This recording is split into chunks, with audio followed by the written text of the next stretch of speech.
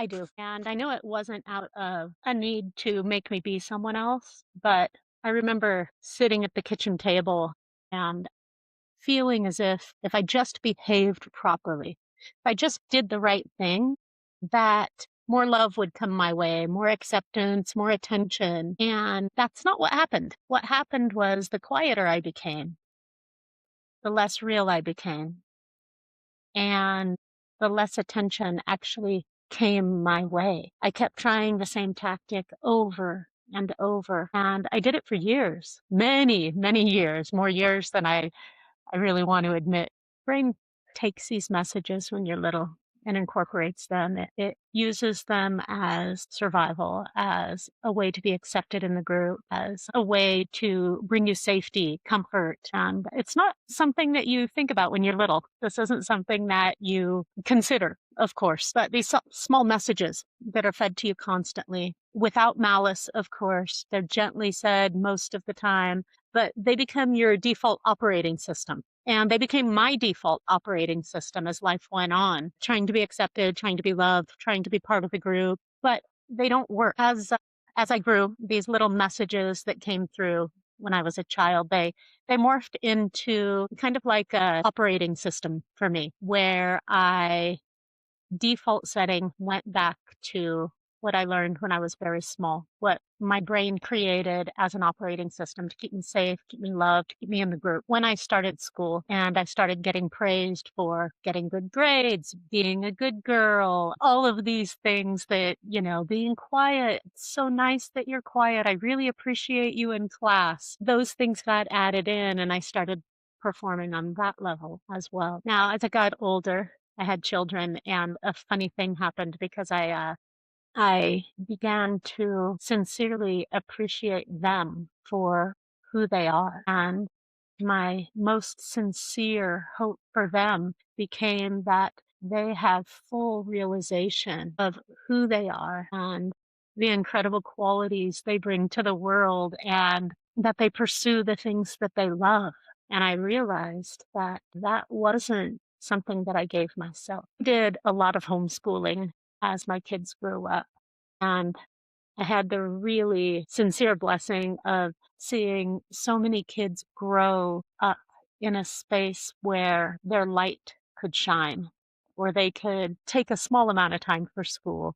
But then they got to explore all of the things that they love and make those the forefront of their learning. It was a very open space. And I started thinking about how our world would be if everyone could take their true inner being, what they were curious about at the moment, what they love, what they're interested in, what they're learning, and go with it. Just be excited and be happy and try something new and go there.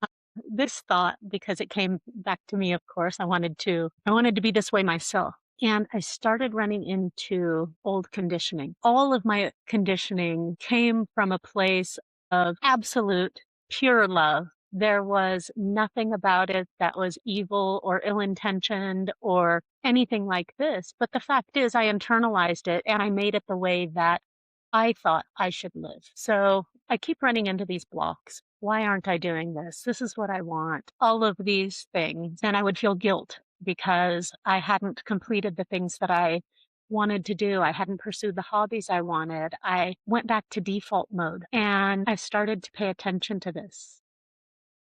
I wasn't doing meditations on this per se, but what I was doing is giving myself permission to slow down, take a look at what was happening in my life, take a look at the challenges that I have, take a look at the conditioning that I've internalized, and address it without guilt or shame. Now, whenever I started doing that, I could see it from a distance, right?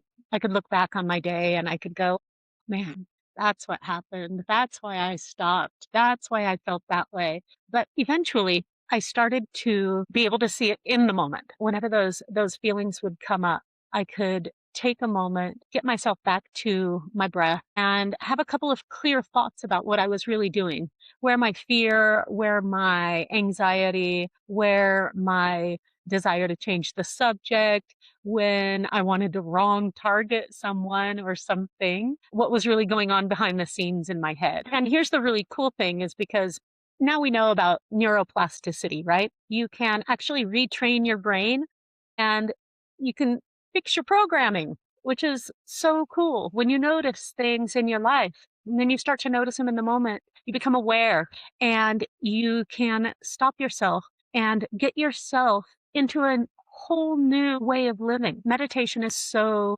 essential in this process. It gives time to stop, time to consider what's actually happening, time and space to simply let things be. No judgment, no, I should, I could have, none of this. Because the truth is, there's no should or could or I wish. It's this is where I am. This is what I'm doing. What am I learning?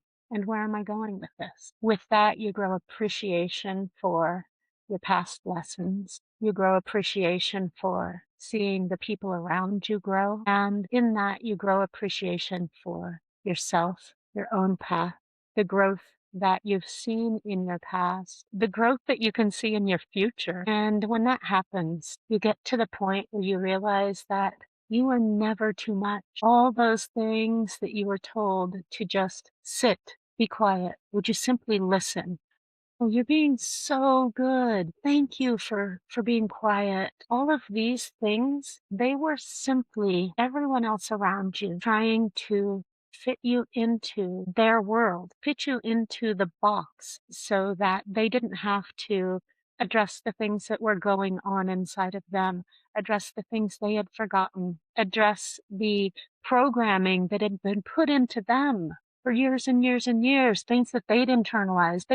They're just trying to keep you safe and keep you with the flow of the world. I think we can change the flow of the world now because if each of us, every single one of us, encourages everyone else and allows ourselves to be who we truly are, to pursue what we love, to enjoy life, to laugh whenever we feel like laughing, the world is going to be such an incredible, incredible place. I want you to take a few minutes and think about the programming you've allowed yourself to absorb and take a day and acknowledge the times when you feel anxiety, you feel like pushing someone else into a box, and in your own heart, acknowledge that that is probably coming from someone else's point of view that you absorbed years and years and years ago. Look at yourself and try it. Just give it a shot because truth be told, you don't have anything to lose. This is your life. You get to live it. You get to enjoy it. You get to experience it. You don't need to be living this program that you simply absorbed as you grew up. It's not your program. You get to create your program today when you feel that programming kicking in, the programming that you don't like anymore, the programming that you're recognizing. I want you to take a couple of deep breaths, pull it all the way in, feel it enter your body all the way down to your belly, let it out, and reconsider what's going on. You know you're not in danger. You know that your acceptance is not reliant on compliance. It's not reliant on living this program that you've been given your whole life. It's reliant on you being you. And truthfully, you being you is going to make the world such a better place. You'll be admired, you'll be loved, you'll love yourself. And you were never too much. You were always just the right amount. And I hope that you choose to live that today. Love you. And I'll talk to you soon.